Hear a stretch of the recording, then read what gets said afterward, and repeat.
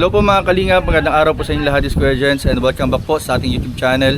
So ngayong araw po mga kalingap ay muli po natin binalikan yung nasunog pong bahay nila din kaninang madaling araw po, at para kumustahin din po sila at alamin po natin kung ano po yung sitwasyon ngayon makatapos po yung nangyaring sunog po kaninang madaling araw. So ayan po mga kalingap, makikita po ninyo dyan po yung mga magkakapatid, andyan sila Pinang, tsaka si Katon, andun po yung mag-ama na si Den tsaka si Kuya Dennis po. So ayan po mga kalingap, ito po yung nangyari po sa naging sunog po kaninang madaling araw po sa kanilang bahay. Talagang ubos po. Kakagaling lang din po dito nung taga BFP at nag-conduct lang po ng investigation. And ayun nga po, talagang sunog po mga kalingap So meron naman po mga kalingap silang gagawing assistance para tumulong po dito sa pamilya po nila din. Kahit paano po ay may makuha pong tulong galing sa gobyerno. Pero ayun po, kita po ninyo mga kalingap, talagang tupok na tupok po mga kalingap yung tupok na tupok po talaga mga kalingap yung bahay po nila. Ayan po, pati po yung mga gamit sa eskwelahan, yung mga notebook, ayan po, kita po ninyo mga kalingap yung mga papel. Talagang sunog po. At balita nga rin po natin, may ilang mga pera din po sila na nipon na nasunog na rin dito po sa bahay nila mga kalingap. So mamaya po interviewin po natin mamaya sila din po at kumustahin po natin mga kalingap. Sa ngayon po talagang walang natira talaga sa lahat ng gamit po nila dito. Ayan po. Nakadagdag din po kasi mga kalingap doon sa paglakas ng apo yung hangin. Sobrang lakas po ng hangin kagabi. Ayan po. Yan lang po. Ito lang pong upuan sa labas ng bahay nila ang natira.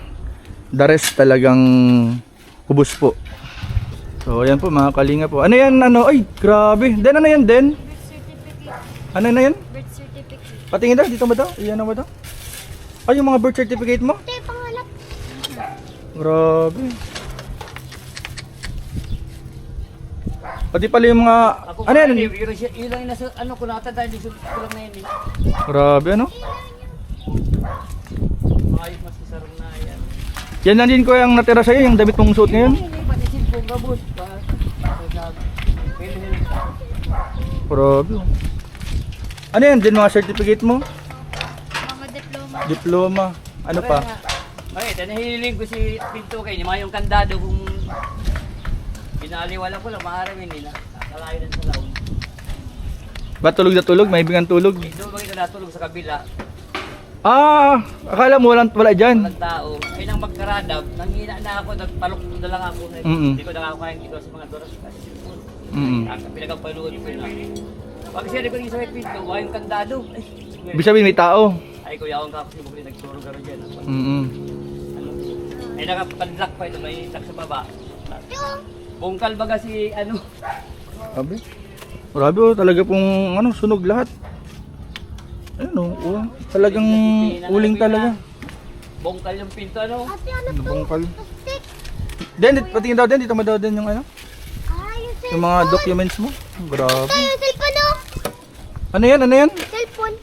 Ay, oo.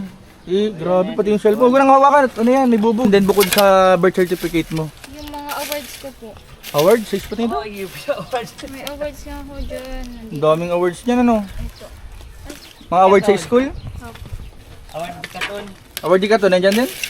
Yung PP lang. Wala man ang Yung, awards ka to. yung KP ng mga nandyan. Opo. Ano pang yung mga nandyan din? Hoy, wag dyan ako kapapa ko kay Pinang. PSA po. Mga ganun. Ano pa? Ay, Yung katon ang PSA. Hindi ka na magtulong Birth certificate po nila. Pilang po. Tapos may katul. Ni Papa. Pati yung kay Kadinis na nandyan din? Opo. Tinatabi ko po eh.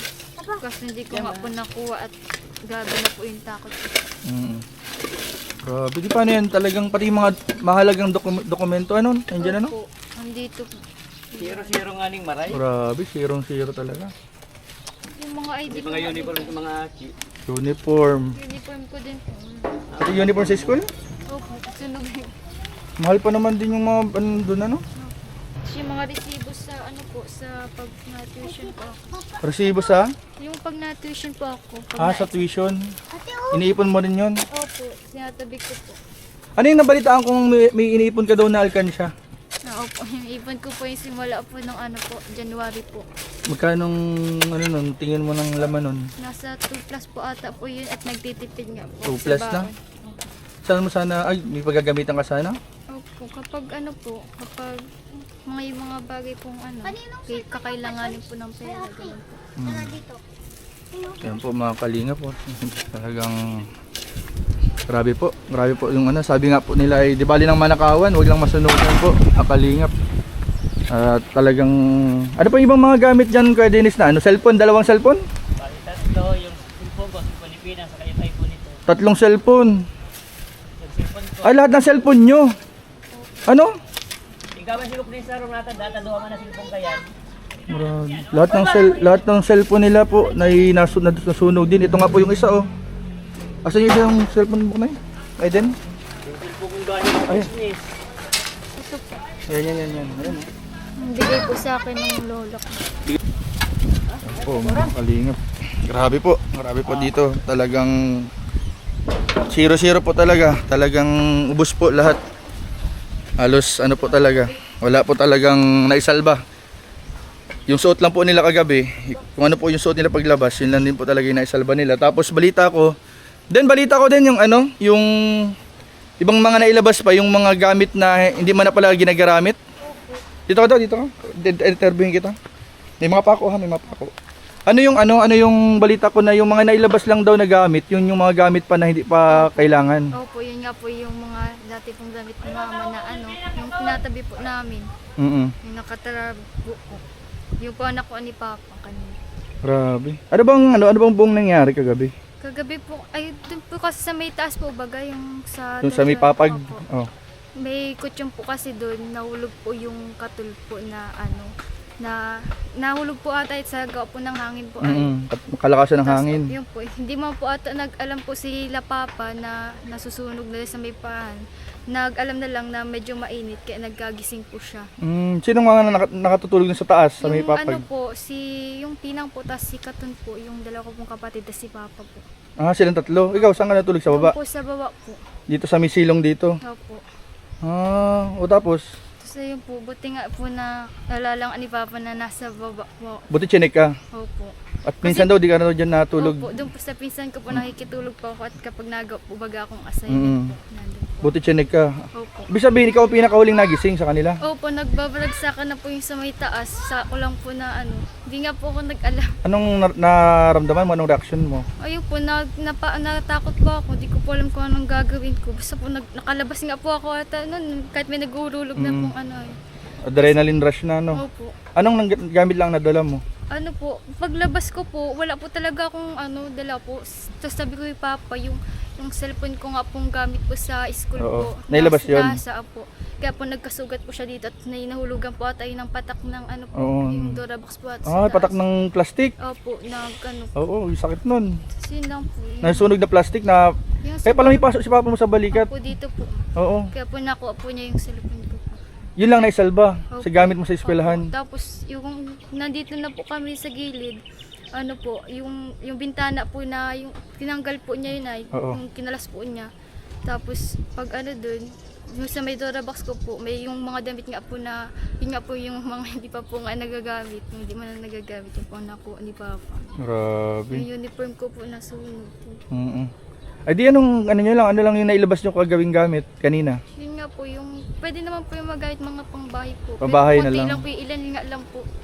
Halos po yung kahit sapatos ko po. Ay yung mga uniform nyo sa school nung dalawang bata. Sunog po. Bag.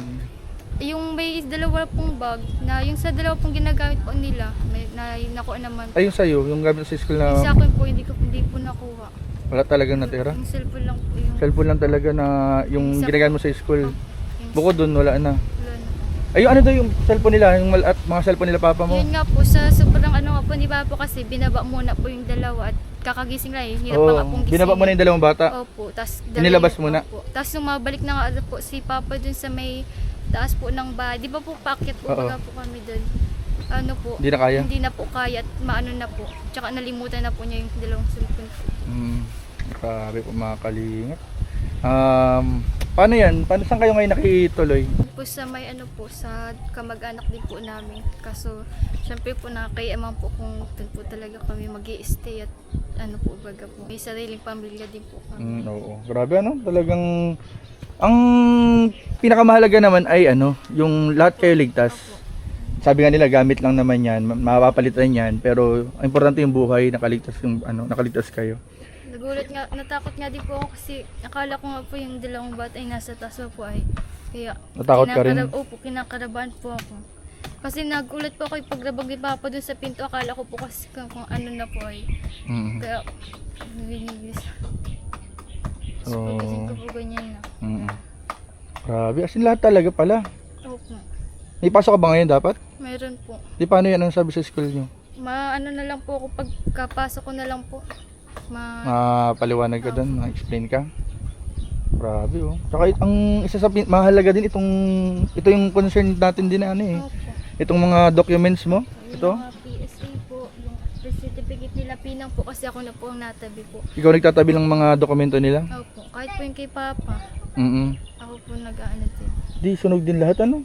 Mahirap pati magkuha ng ganyan at syempre malaan ka ng oras. Mapila ka gastos gastos din ano. Opo.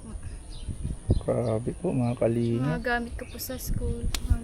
So, ayun, meron namang mga tumulong din, nagpaabot agad ng tulong galing sa supporters and viewers ng Team Kalingap. At mamaya iabot ko na sa iyo kasi syempre inuna ko muna puntahan ka dito para kumustahin. So, anong gusto mong sabihin sa mga kila Sir Lime and kila Tita Ninita at sa iba pang Team City, kila Tita Julie, kila Tita Dez. Ayun, magpapaabot to sila ng tulong. So, ano yung gusto mong sabihin sa kanila? Ayun po. Maraming salamat pa rin po kasi tinutulungan niyo pa din po kami. Kahit ganito na po yung nangyayari sa amin. Hindi ko din namin ginusto magkaganito po ay maraming salamat po. Sobra po, malaking tulong po sa amin ito ngayon. Lalo na po ngayon, maraming salamat po talaga. Ayan. Sa mga kapanood pa nito, ano yung gusto mong sabihin na baka may mga gustong tumulong sa inyo? Lalo na ngayon talagang ubos talaga lahat. Wala nga po. Maraming salamat po sa pagsusuporta po. Kahit hindi niyo po kami masyadong kilala o ano-ano po, tinutulungan niyo po kami. Maraming salamat po. Ayan. Kailangan pakatatag ka lang. Sabi nga nila Sir Lime ay tatagan mo lang yung loob mo at hindi mo ipapabayaan ng Panginoon. At may mga taong handang tumulong sa inyo. Ano? Opo. So, ang importante, ligtas kayong lahat. Gamit lang yan, makapalitan naman yan. At laging may dahilan ng Panginoon. Malay nyo, mas maayos pa yung mga bagay na ipalit ka ng Lord sa mga nawala na yan. Ano? Opo. So, anong realization mo at nangyari ito? Ano yung gusto mo sabihin sa mga kapatid mo, kay papa mo at parang second life nyo na to? Ano po, magpapasalamat din po ang kay God. Tapos kay Papa po kasi naalala niyang nasa baba po ako ay. Kasi kung hindi po talaga siguro baka po nasunog na din po ako dyan. Tulog po kasi ako, itulugin po kasi ako, hindi po ako nag-aalam. Talagang kaya huwag makakalimot magdasal palagi. Ano? Sa inyo. Ano yung pinaka-kailangan nyo ngayon na na gamit o ano bang kailangan tulong? Gamit po sa school po at may pasok pa po kami ay. May mga pasok pa din po sila. Paano yung uniform mo? Di ba binibili yun? Yung uniform nyo? Saan yung binibili? Sa school po. Magkano inaabot ng uniform? Limot na po ako ay kung magkano. Isang set yun pag binibili? Opo. Di, ano yun? Isang klase lang o iba't ibang klase? Kasi di ba yung course mo ay parang may iba't iba kayong uniform depende sa ano? Isa pa lang naman po. Isa lang. So, ayun. Yun yung pinakakailangan. School uniform. Tapos, syempre, ibang mga gamit pa sa school. Ano? Tapos, yung uniform din ng mga bata. Ano? School supplies. Grabe. Talagang, grabe po mga kalingap. Grabe talaga yung ano. Hindi natin alam kung paano saan tayo magsisimula na tumulong kasi talagang lahat ng sabi nga, may mga nagtatanong sa atin kung paano makakatulong. Sabi ko, kayo na po ang bahala kasi hindi po namin din alam. Lahat po na pwedeng itulong siguro, itulong na po natin kasi talagang zero po. Sabi nga nung tatay nila kanina ay zero po talaga. Back to zero po talaga. Ang hirap po talaga mga kalingap kapag nasunugan. So, ayun po. Sana nga may mga tumulong pa po mga kalingap sa pamilya po nila din. Grabe guys oh. Ito pa yung mga gamit nila guys oh. Certificate of baptism. Pati pa rin sa baptism ano, din ano? Ayan oh. Ano pa iba dito mga gamit nyo, mga PSA? Birth certificate ng dalawang bata? Pati ni papa mo? Ano pa to? Yung diploma mo sa high school? Ay, nasunog din? Oo, yung sa senior high mo? Grabe guys. Sunog lahat. Pati, ano yung alkansya daw na nasunog dito? Saan yun? Wala na kayo nakuha. Wala, ubos din lahat. Grabe po mga kalingap. So ayun po mga kalingap ano, thank you very much po sa lahat po ng nagpaabot na ng tulong, kila Sir Lime, kila Tita Ninita Santos, kila Tita Julie, maraming po salamat sa pagpaabot po ng tulong, sa kila Tita Des, sa lahat po ng grupo na sumusuporta po sa buong Team Kalingap, sa mga love team, maraming po salamat sa inyong pagsuporta rin po dito sa ating pong beneficiary po, maraming po salamat. Sana po marami pong tumulong at sana po ay pagpalain po kayo ng Lord sa lahat po na tutulong. Maraming po salamat. God bless po. Jesus loves you. Bye bye.